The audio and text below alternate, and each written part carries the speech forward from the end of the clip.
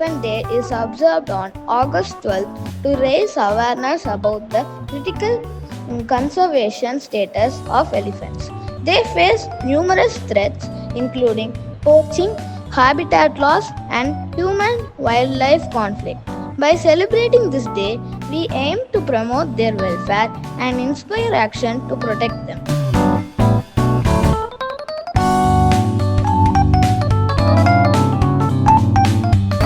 As students, we can make a difference. Here are some ways we can contribute. Spread awareness about the importance of protecting elephants and their habitat.